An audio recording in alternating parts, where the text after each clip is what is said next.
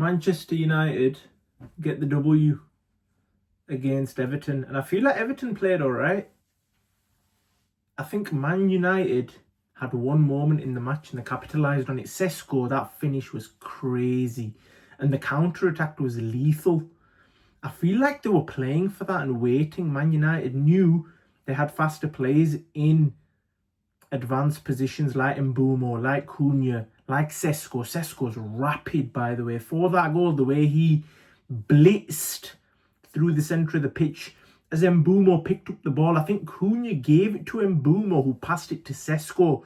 That is a dangerous trio. Them three are dangerous because Cunha, I think, is the best player. Sesko is the most athletic, and Mbeumo is just there at the right time to capitalise and get that GA goal and assist. He's like a mini Salah.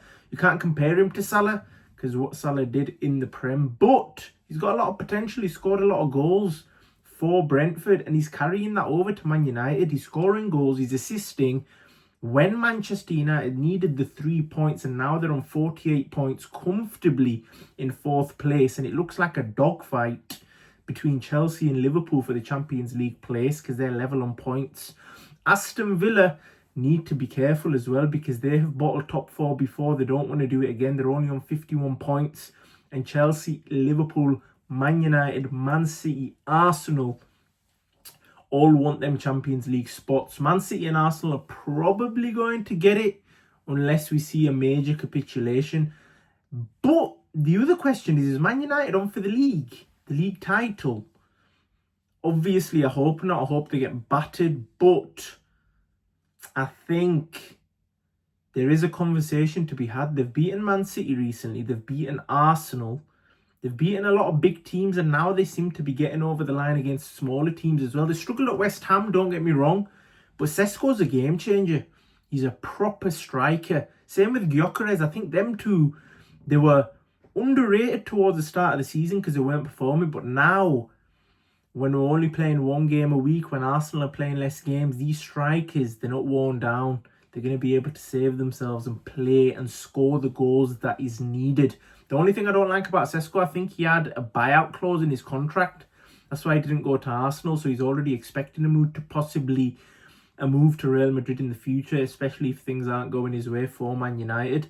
But he just fits the team so well, especially a counter-attacking Man United. He's rapid.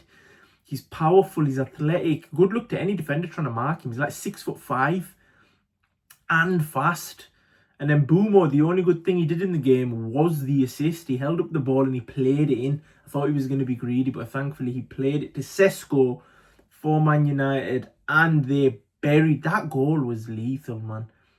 It's just a beautiful goal. He had another chance later on in the game where he should have scored. It was a 1v1 and that was probably an easier chance, but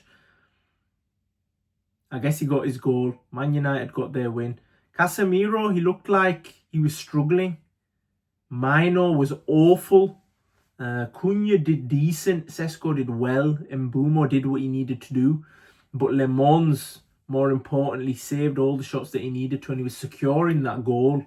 You know, even when free kicks are coming, crosses were coming in, it was a Royal Rumble at times in that penalty area when Tarkowski was all over the Man United players, and he's a unit.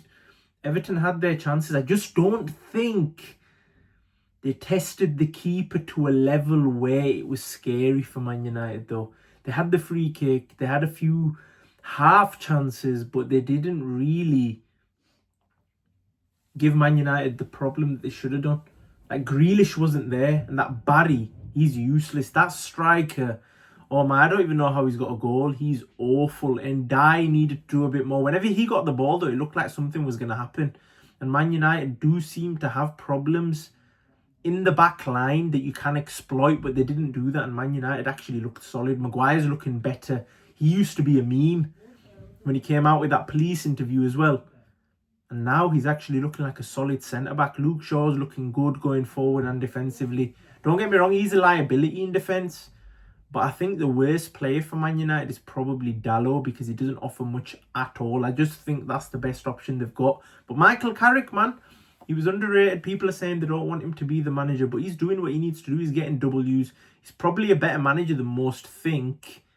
And He's getting these players over the line and giving them the belief that they can go on and move forward. Don't get me wrong, United are only playing 1 game a week. If they were playing more, it'd be a lot more difficult. But they can focus on the league and their league position, which will probably end up getting them top 4, top 5, and into that Champions League place. Unfortunately, let's see how it goes.